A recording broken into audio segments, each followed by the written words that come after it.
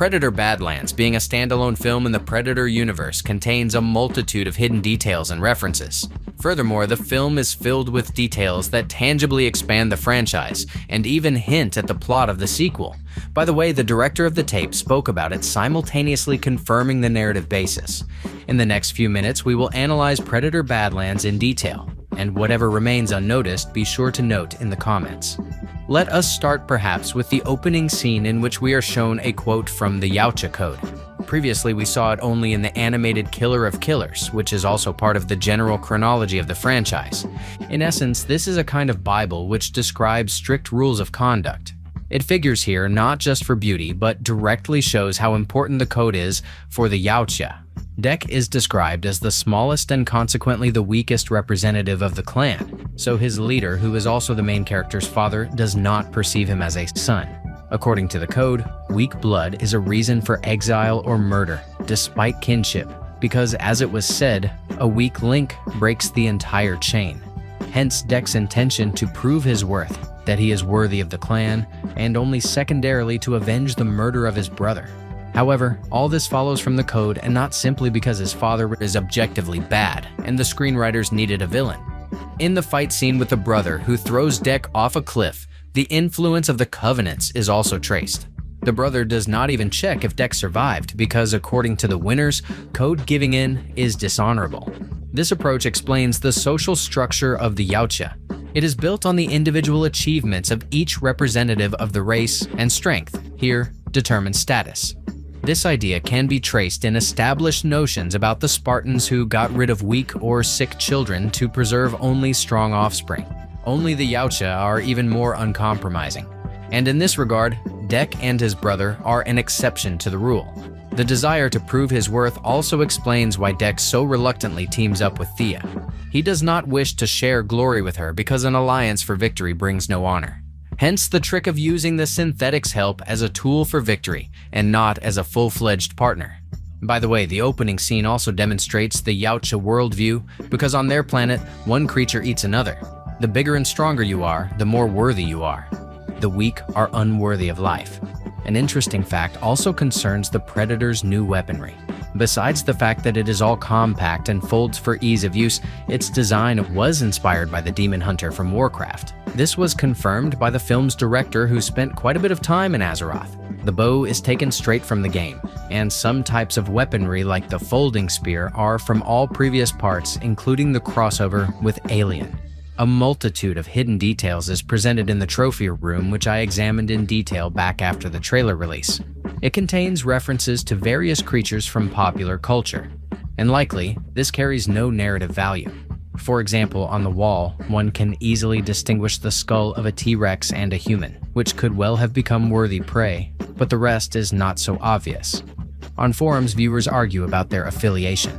Theories are put forward that among the trophies, there is a Harvester skull from Independence Day, an Orc skull from Warhammer Megillidan, Teeth the skull of a Hellhound from the Predator of the year 2018, and even a Bigfoot. Obviously, the film crew expressed themselves fully here. In the moment when the father comes to the brothers, Dek cuts his hand to greet the clan leader with all honors. Similar things were also shown in the arena in Killer of Killers when the crowd met their leader. This gesture is used to demonstrate the strength of the bond and express respect.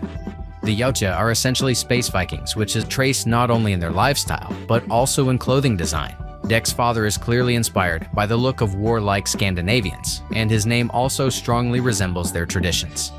By the way, write in the comments if you remembered this hard-to-pronounce word. A curious fact concerns the ship on which the escape to the planet Gunner is made. We are shown that Dek clearly cannot cope with the controls and makes an emergency crash landing. It is interesting that something similar happens in almost every second movie about predators. However, it must be said that the Yautja are indeed in some sense bad pilots because the technologies they use were not developed by them. Therefore, in this scene there is a deeper reference to the origin of the race. For a long time they were slaves to the so-called Amengi, who were technologically more advanced. As a result of a rebellion, the Yautja managed to overthrow them and began using their equipment and weaponry as trophies. From this follows the tradition that armor must be earned, and not everyone can pilot a ship. Interestingly, Predator Badlands, in one of the moments, directly refers us to the very first Predator with Arnold Schwarzenegger. Closer to the end of the film, Deck prepares for the final battle, using essentially improvised means.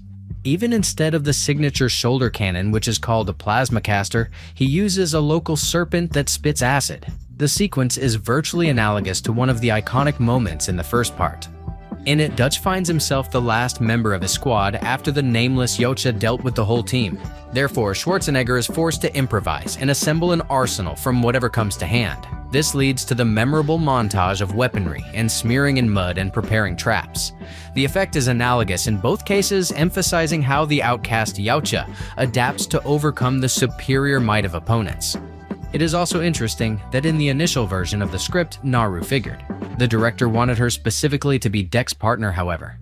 In the process of negotiations with the studio, he changed his mind and settled on Weyland-Yutani Synthetics.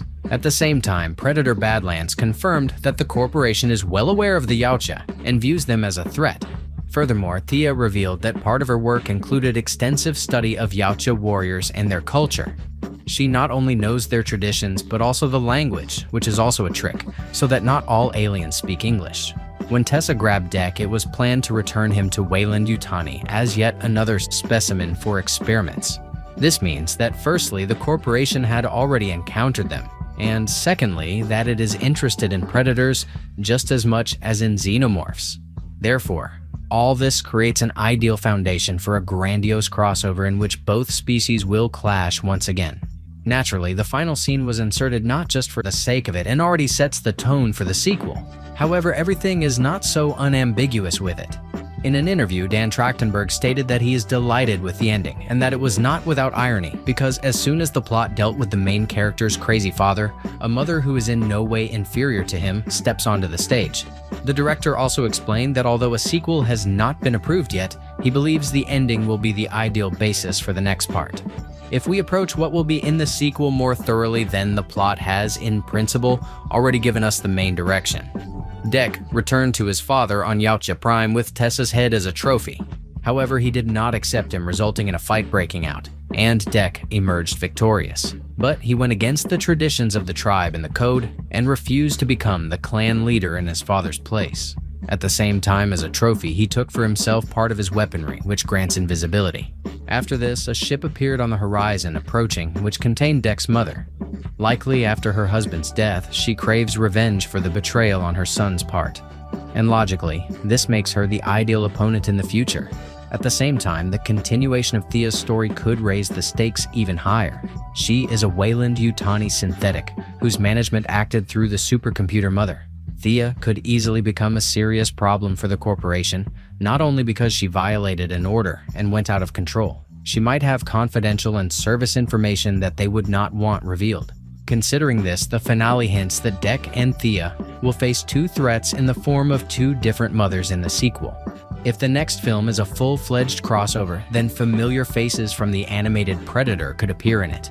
In its ending, it is confirmed that the Yautja captured Naru Dutch and Mike Harrigan. All of them are placed in a frozen state and are located on Yautja Prime. Considering that Dan Trachtenberg planned to return to the events of Prey, using the surviving Naru in a crossover seems like a potential opportunity to do so. The director also said that he had 3 projects in his plans. This is Predator in the future, that is Predator Badlands, the Killer of Killers anthology, as well as a third one, which will be completely different. Therefore, he was in such a hurry to release the first 2 projects to get to the third. And honestly, in this light, a crossover seems like the most logical option for a continuation. Unfortunately, the future of Predator remains in question for now. More precisely, no one doubts that it will exist. The question is merely whether the next film will continue the started plot lines or become a completely new direction.